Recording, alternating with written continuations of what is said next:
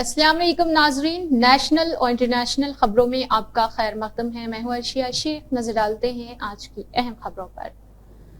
राहुल गांधी इस वक्त अमेरिका में है और डलास शहर में उन्होंने महाजिर हिंदुस्तानियों से मुलाकात भी की है। इस दौरान दिए गए उनके एक बयान को बीजेपी ने तनकीद का निशाना बना दिया, लेकिन कांग्रेस सदर खड़गे ने बीजेपी पर जोरदार अंदाज में जवाबी हमला कर दिया है। दरअसल बीजेपी ने राहुल गांधी पर तल्ख तबसरा करते हुए उनके बयान पर सियाह दाग करार दिया और हिंदुस्तानी जमहूरियत के लिए करार दिया है। इस पर कांग्रेस सदर ने कहा है कि लोकसभा में हिजब इख्तिलाफ के लीडर राहुल गांधी ने कभी भी हिंदुस्तान की बेइज्जती नहीं की है और ना ही वो ऐसा कभी करेंगे। काबिल जिक्र है कि राहुल गांधी ने हिंद अमेरिकी निजाद तबके को खिताब करते हुए कहा था कि हिंदुस्तानी सियासत से मोहब्बत, एहतराम और इंकिसारी गायब है। उन्होंने हिंदुस्तान को मानने के लिए आरएसएस की तनकीद नजरिया एक भी की थी। राहुल गांधी ने कहा था कि आरएसएस मानता है कि हिंदुस्तान एक नजरिया है, हम मानते हैं कि हिंदुस्तान नजरियात की तनु वाला मुल्क है। राहुल गांधी के इसी बयान पर बीजेपी ने हमलावर रुख इख्तियार किया था। राहुल गांधी पर हमला बीजेपी के कौमी तर्जुमान गौरव भटाया ने किया था।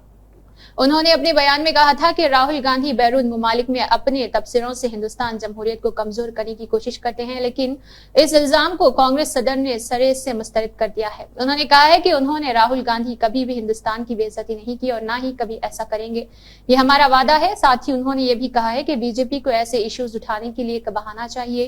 कांग्रेस सदर खड़गे ने ये बयान सुशील कुमार शिंदे की किताब 5 डिडिक्स इन प्लास्टिक की दहली में उजरा करने के बाद नामानिगारों के एक सवाल का जवाब देते हुए दिया है। किताब के उजरा के दौरान भी खड़गे ने सियासत के ताल्लुक से खसे कहे हैं और उन्होंने तकरीब से खिताब करते हुए कहा है कि लाल बहादुर शास्त्री जी ने इलाहाबाद के एक जलसे में कहा था कि आजादी के 10-12 सालों में मुल्क ने जो तरक्की की है वो 200 साल की अंग्रेजी राज में नहीं हुई है। हमारे यहाँ हवाई जहाज, मोटर गाड़ियां बन रही, नए पुश्ते, नई नहरें बन रही, अस्पताल, स्कूल और सड़कें, लेकिन आज कुछ लोग बोलते हैं कि मुल्क में कुछ भी नहीं हुआ है।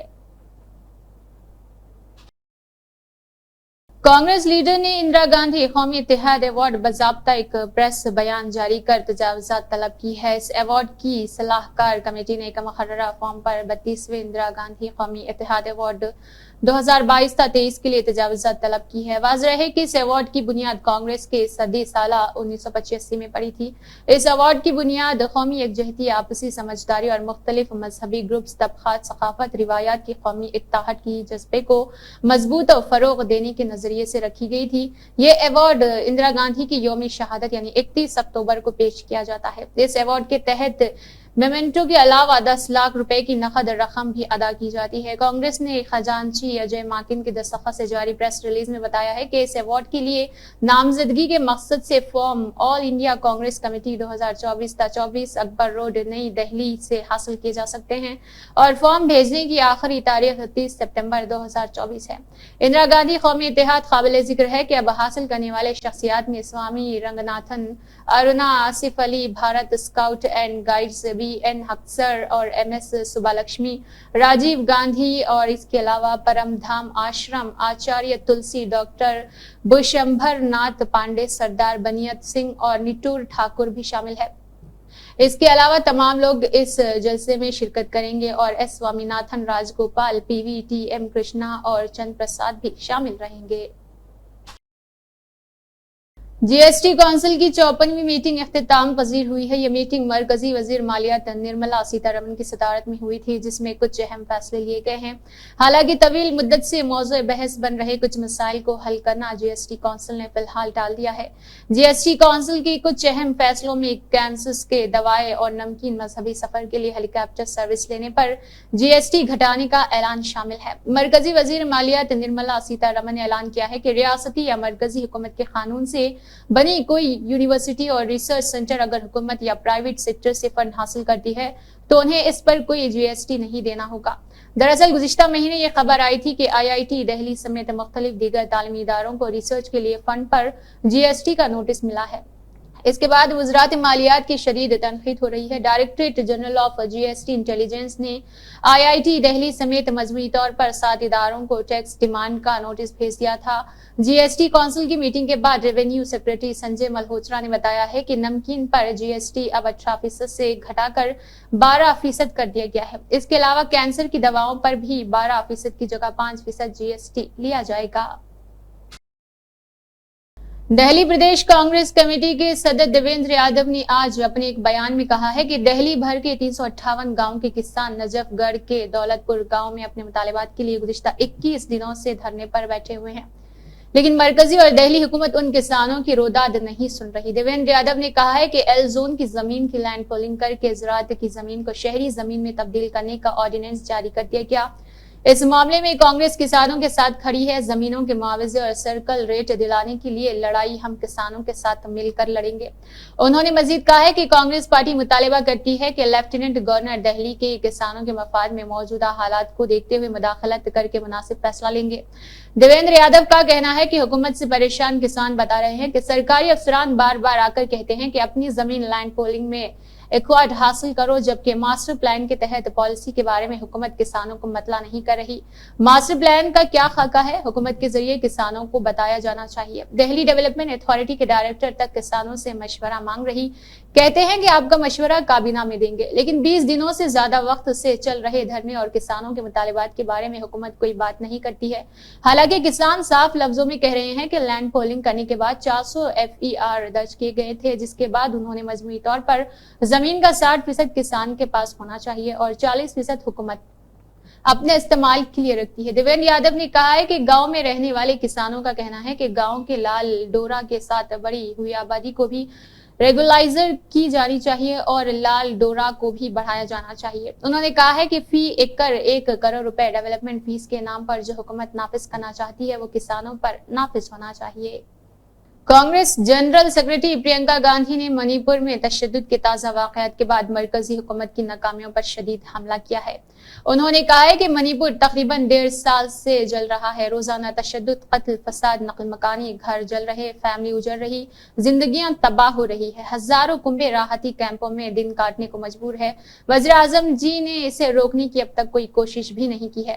کانگریس جنرل سیکرٹری نے پی ایم مودی پر یہ ایکس پر سوشل میڈیا پر حملہ کرتے ہوئے یہ بات کہی ہے کہ ایک ریاست کو مہینوں تک اس طرح جلتا ہوا چھوڑ دیا جائے اور اس پر بات تک نہ کی جائے، یہ کہاں کا انصاف ہے؟ ملک کی داخلی سیکیورٹی کسی کی خواہش پر منحصر نہیں ہوتی، یہ لازمی ذمہ داری ہے۔ وزیر اعظم جی کی بے حسی ناقابل معافی ہے۔ اس سے قبل آج کانگریس صدر ملکارجن کھڑگے نے بھی منی پور میں تشدد کے تازہ واقعات کو لے کر پی ایم مودی اور مرکزی حکومت کو ہدف تنقید کا نشانہ بنایا۔ سماجوادی پارٹی کے سینئر لیڈر اور سابق کابینہ وزیر اعظم خان کی بیوی ڈاکٹر تزین فاطمہ کو آج عدالت نے ایک بڑی راحت بھری خبر سنائی ہے۔ عدالت نے انہیں ہمسفر ریسارٹ بجلی چوری کے معاملے میں بے قصوروار قرار دے دیا ہے۔ 2019 میں تزین فاطمہ کے ہمسفر ریزارٹ میں بجلی چوری ہونے کی اطلاع پر محکمہ نے چھاپہ ماری کی تھی۔ اس دوران ہمسفر ریزارٹ میں لاکھوں روپے کی بجلی چوری کا اندیشہ ظاہر کیا گیا تھا، جس کے بعد ڈونگر پور بجلی گھر کے جونیئر انجینئر راہل رنجن نے تزین فاطمہ کے خلاف شہر کوتوالی میں مقدمہ درج کروا دیا تھا۔ قابل ذکر ہے کہ سابق کابینہ وزیر اعظم خان کی بیوی تزین فاطمہ نے 30 لاکھ روپے کی سمن رقم جمع کرنے کے بعد عدالت میں کیس ختم کرنے کی عرضی داخل کی تھی۔ اس کی بنیاد پر عدالت نے مقدمے کو ختم کر دیا ہے۔ عدالت سے باہر نکلنے کے بعد تزین فاطمہ نے کہا ہے کہ بجلی محکمہ میں بجلی چوری کا مقدمہ تھا، اسی سلسلے میں کورٹ پہنچی تھی جس میں عدالت نے انہیں بری کر دیا ہے۔ ان کا کہنا ہے کہ جس طرح پہلے جھوٹے مقدمات لگے ہیں ویسے ہی اس مقدمے میں بھی جھوٹے طریقے سے پھنسایا گیا ہے۔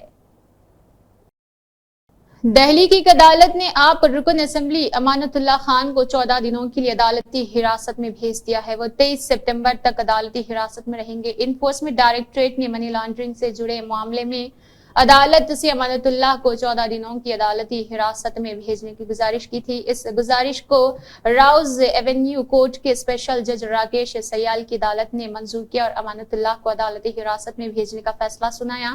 سنائی ہوئی سماعت کے دوران امانت اللہ خان کے وکیل نے عدالت سے کہا ہے کہ امانت اللہ کو عدالتی حراست میں نہیں بھیجا جانا چاہیے بلکہ انہیں رہا کر دینا چاہیے۔ عدالتی حکم اور ہدایت پر جب بھی ضرورت ہوگی امانت اللہ ED یا عدالت کے سامنے پیش ہو جائیں گے۔ ساتھ ہی ان के वकील ने कहा है कि अगर उन्हें जेल भेजा जाता है तो वहां उन्हें घर का बना खाना और रुकन असेंबली फंड का इस्तेमाल करने के लिए दस्तखत करने की इजाजत दी जाए। दरअसल ईडी ने अदालत से अमानतुल्लाह को 14 दिनों के लिए अदालती हिरासत में भेजने की गुजारिश की थी। एजेंसी ने खुसूसी जज सयाल को बताया था कि मुल्जिम रुकन असेंबली को हिरासत में रखकर पूछताछ करने की अब मजीद जरूरत नहीं है।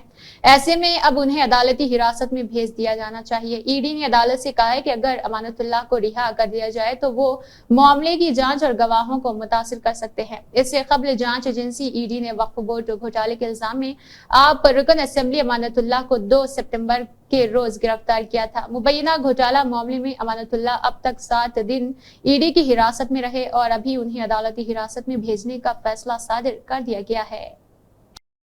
इस साल भी दिल्ली वालों को दिवाली पर पटाखे फोड़ने की इजाजत नहीं होगी। दिल्ली हुकूमत ने यह फैसला हर बार की तरह इस मर्तबा भी सर्दियों में होने वाली आलूदगी के मद्देनजर लिया है। दिल्ली के वजीर माहौलियात गोपाल राय ने कहा है कि दिल्ली में सर्दियों के मौसम में बढ़ने वाली आलूदगी पर कंट्रोल के लिए केजरीवाल हुकूमत ने गुज़िश्ता साल की तरह इस मर्तबा भी पटाखों के प्रोडक्शन, जखीरा, फरोख्त और इस्तेमाल पर पूरी तरह से पाबंदी लगा दी है। गोपाल राय ने इस ताल्लुक से तफसीली जानकारी देते हुए बताया है कि इस मर्तबा पटाखों की ऑनलाइन फरोख्त और डिलीवरी पर भी पाबंदी रहेगी।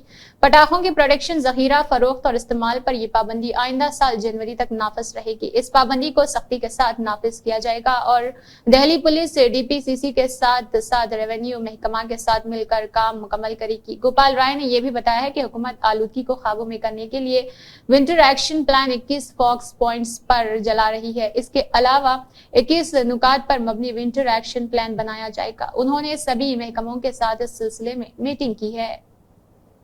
शिवसेना यूबीटी लीडर संजय रावत मरकजी वज़ीर दाखिला अमित शाह पर तंज के तीर चलाते हुए कहा है कि जिस तरह से बीजेपी मुंबई की विरासतों को गुजरात एक्सपोर्ट कर रही, कहीं वो लालबाग के राजा को भी लेकर वहां न चली जाए। संजय रावत ने अमित शाह के हालिया मुंबई दौरे के जिमन में कहा है कि इस बार आए हैं तो लोगों को डर लगने लगा है कि कहीं वो लालबाग के राजा को गुजरात लेकर तो नहीं जाएंगे। बीजेपी ने मुंबई की सकाफती विरासत को गुजरात ले जाने की कोशिश की है।